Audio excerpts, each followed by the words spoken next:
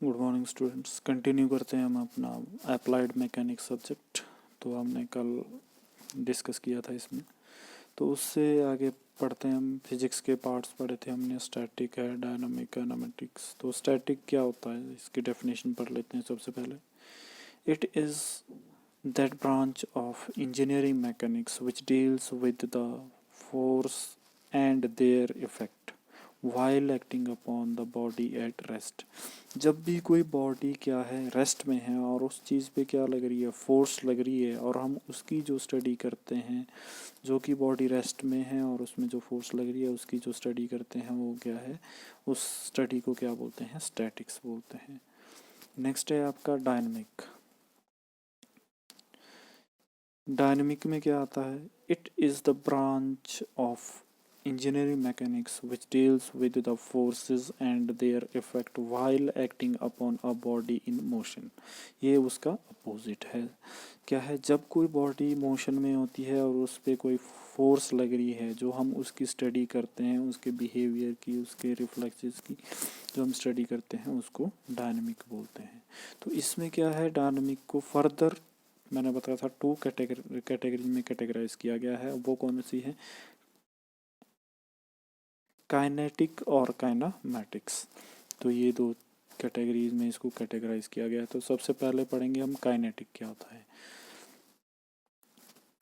It is the branch of dynamic, ये तो आपको बता दिया, which deals with the bodies in motion due to the application of forces. जो कि एप्लीकेशन ऑफ फोर्सेस के कारण जिस चीज़ में मूवमेंट आ रही है, मोशन आ रहा है, उसकी स्टडी को क्या बोलते हैं हम, उसको बोलते हैं काइनेटिक, KINETIC। अब काइनामेटिक्स क्या है, it is the branch of dynamic, आपको बताइए, विच deals with the bodies in motion without any reference of the force which are responsible for the motion। इसमें क्या है कि बॉडी मोशन में है लेकिन फोर्स के कारण उसमें कोई मोशन नहीं आ रहा है। ऐसी कोई बॉडीज उसके जो मूवमेंट के लिए या जो उसके मोशन के लिए क्या है, एक्सटर्नल जो फोर्स है वो रिस्पॉन्सिबल नहीं है। तो ऐसी स्टडीज़ को क्या बोलते हैं हम, क्या ऐसी जो केस स्टडी करेंगे हम, वो क्या है, काइनामेटिक्स है।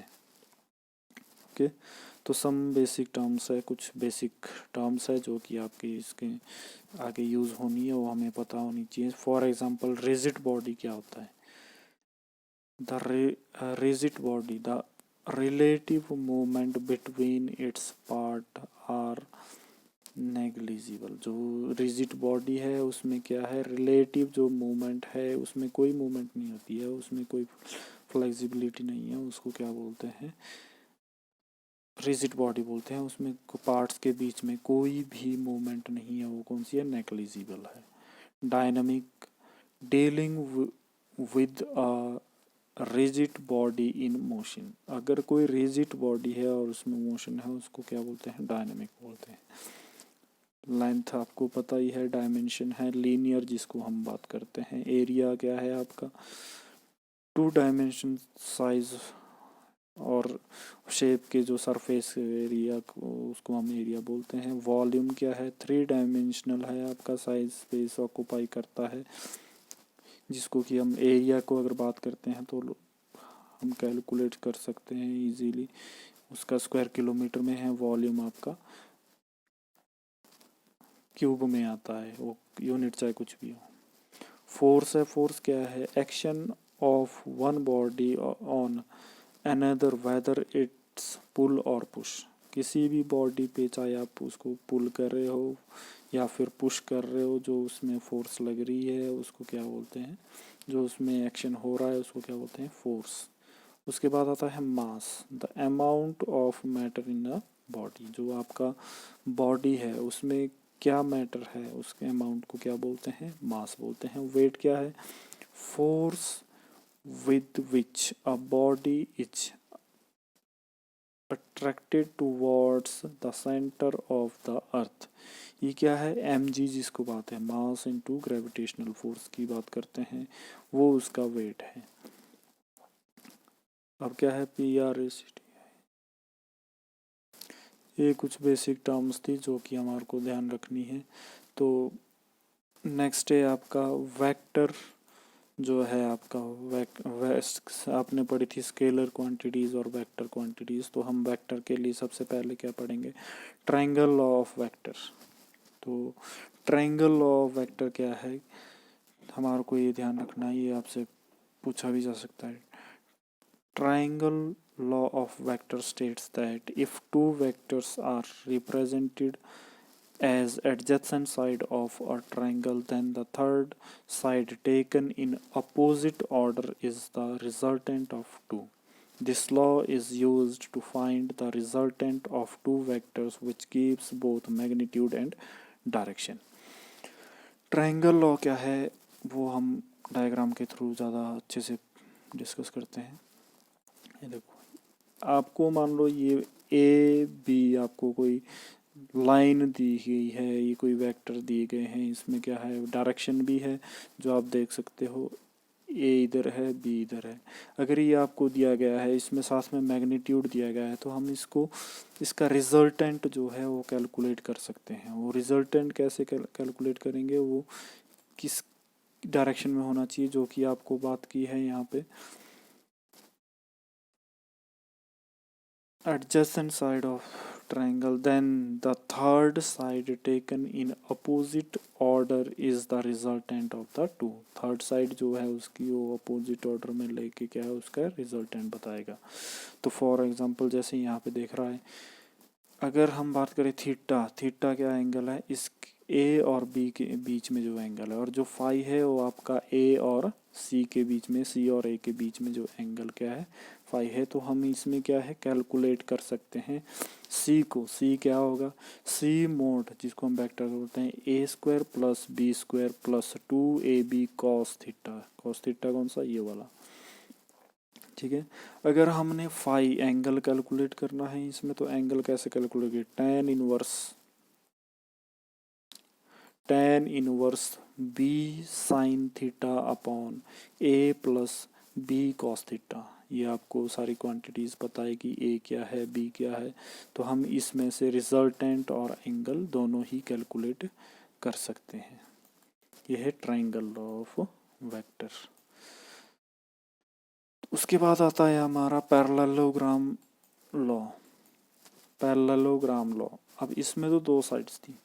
अगर पैरेललोग्राम में आए तो फिर हमने कैसे करनी है, पैरेललोग्राम लॉ कौन सा है, if two forces acting at a point are represented in magnitude and direction by two sides of a parallelogram drawn from one of its angular point, their resultant is represented both in magnitude and direction by the diagonal of the parallelogram passing through that angular point. इसमें भी क्या है, जो आपका resultant है वो किसके through represent करेंगे, वो करेंगे आपके डायगोनल के थ्रू। कैसे है आपको मैं डायग्राम शो करता हूँ। ये है आपका, अगर ए वेक्टर है और बी वेक्टर है किसी डायरेक्शन में और ये पैरेललोग्राम के फॉर्म में जा रहा है, तो क्या है इसका रिजल्टेंट क्या होगा, जो ये आपकी डायगोनल है आर, ये इसका रिजल्टेंट है आर। तो आर क्या होगा, ए वेक्टर प्लस बी वेक्टर। तो इसका रिजल्टेंट कैसे निकलेगा, ये है आपका एफ आर, मतलब फोर्स का रिजल्टेंट F1। अगर हम इसको फोर्स के टर्म में बात करते हैं, F1 square plus F2 square plus 2F1 F2 cos theta, same as it is. और इसमें अगर एंगल क्या है अल्फ़ा है, तो alpha equals to tan alpha equals to F2 sine theta upon F1 plus F2 cos theta, same as it is, जैसे हम पहले पिछले इसमें भी बात की है।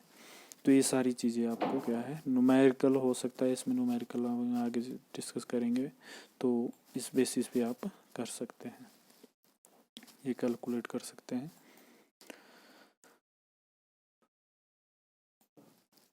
नेक्स्ट है आपका कुछ कंडीशंस आ जाती है, फिक्स्ड कंडीशन है। फॉर एग्जांपल अगर थीटा आपका 0 आ रहा है तो क्या होगा, थीटा 0 होगा, एंगल नहीं होगा। तो एंगल जब कॉस 0 होगा तो कितना cos 0 इक्वल्स टू 1 होता है। तो हमारी क्या कंडीशन बन जाती है number 1, if theta equals to 0 that is the when the force acting the same on the same line पे सेम एक्ट कर रही है तो थीटा तो 0 हो गया, तो cos थीटा 1 होता है, तो r is equals to f1 plus f2 आ गया। इन केस अगर थीटा इक्वल टू 90 हो गया तो थीटा इक्वल्स टू 90 हो गया अगर, तो आर इक्वल टू क्या हो जाएगा, under root of f1 square plus f2 square हो जाएगा। इन केस अगर थीटा, क्योंकि cos 90 क्या होता है 0 होता है, अगर 180 हो गया तो फिर क्या होता है cos 180 क्या होता है -1 होता है। तो ये चीज़ें हमें ध्यान रखनी है न्यूमेरिकल पर्पज़ के लिए, ठीक है। तो r equals to f1 minus हो जाएगा, क्योंकि -1 होता है तो f1 माइनस f2 हो जाएगा, ओके।